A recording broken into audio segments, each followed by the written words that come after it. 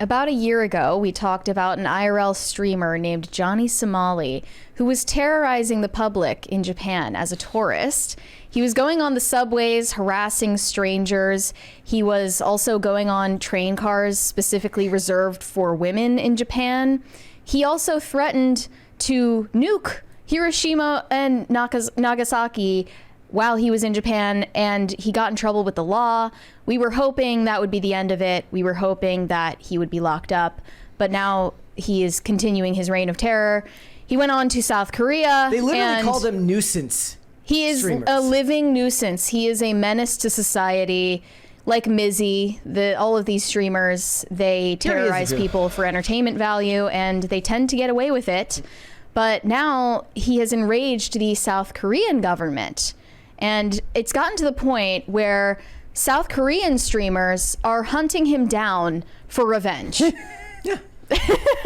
So I don't know. F around and find out. Yeah, it's what's crazy is people will find any way to fame and money, and he just happened to find perhaps the most annoying way you could possibly take to do it. He's been attacked in South Korea for the third time already, and now he's been arrested by the government for his own protection.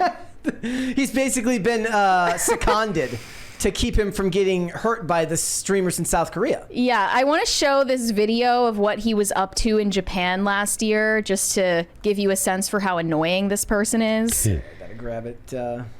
This is the clip where he was threatening to drop nukes. Here we go.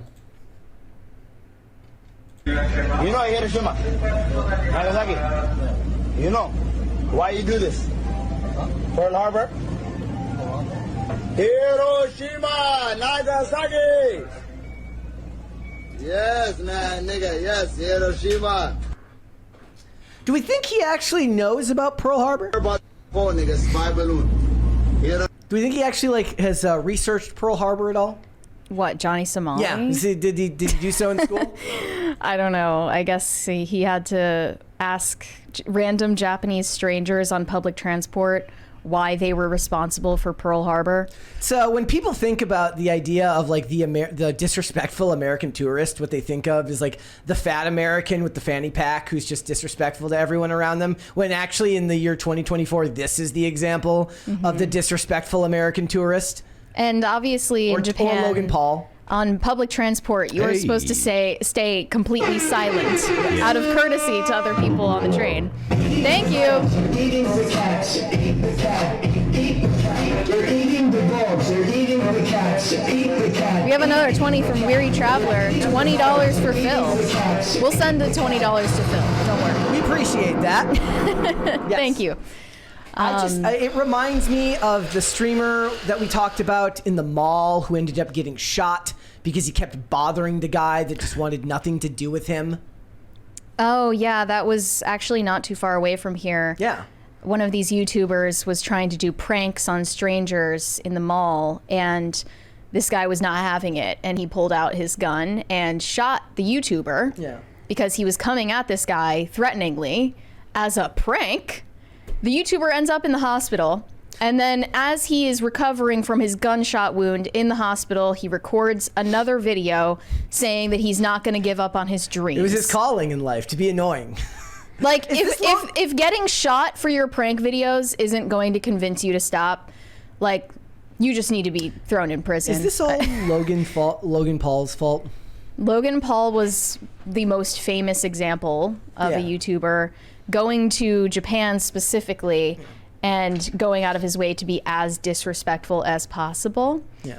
It would have been a problem even if he hadn't ended up in the suicide forest. Yeah. In all of his previous all of the videos were very disrespectful. Yeah, he was running around screaming, where like I don't even care if he's like wearing crazy clothes or whatever, but he was going around screaming at people and just generally being a nuisance, and that's like what fuels them.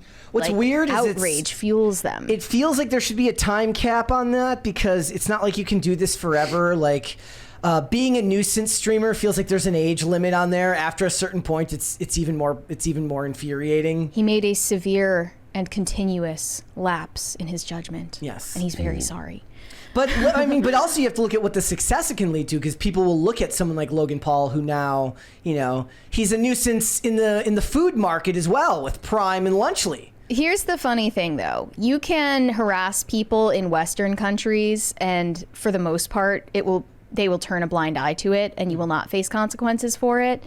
But if you do this in a place like Japan or in South Korea, they are not having it. The law enforcement in these countries has a 90% conviction rate.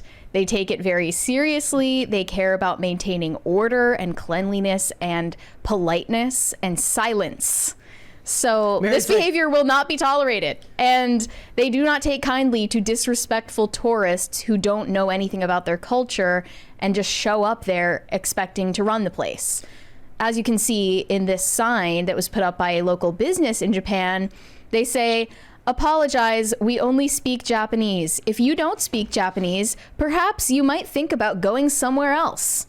If you saw this sign posted up on an American business telling people to speak English, it would be the end of them. Yeah. They would get completely canceled on social media, like literal review bombed by psychos. Yeah. But in Japan, this is the commonplace attitude. I think that's a completely reasonable attitude to have for a society, to say, look, you're going to come to our society, then you should respect our society and respect our ways. I mean, there's an old phrase that goes, "When in Rome, do as the Romans do." I don't know that people are familiar with that or not, but that's something that you do to respect the place that you're going to. You don't go to a place and expect the place to cater to you. I also do believe that this is another thing that's connected to Hollywood and predictive programming, which is that for the last 30 years, they make scenes where some guy in a convenience store, he's really, really ignorant, he's disrespectful, and he asks somebody, he says, "Speak English," but he does it in the most inconsiderate and rude way. And it's sort of taught everyone to be offended by the idea that you would speak English in your own country. You're supposed to be ashamed of being white, ashamed of being American, and there's no way you can get away with expecting people to have even the most basic decency in Western countries. And he found out the hard way. We have a video of Johnny Somali getting punched in the face in South Korea by one of the locals. So here he is going outside. Like, they must know him by now. 어디가?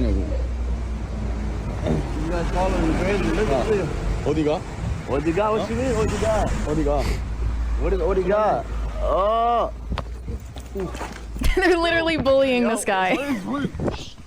Cop right there too. If you see, there's a cop who came to break it up, probably to save Johnny and take him into protective custody. By Korean locals, this guy is called the nuisance streamer, filming himself being terrible, eating ramen in a supermarket, throwing the noodles around, sitting on the subway, blasting pornography and other sounds at full volume for clicks. Right now, he is in South Korea, where one of his stunts was molesting a memorial statue. Yeah. It didn't go over well with Koreans. He made national news, and many Koreans are now actively searching him out to beat him up. Yep.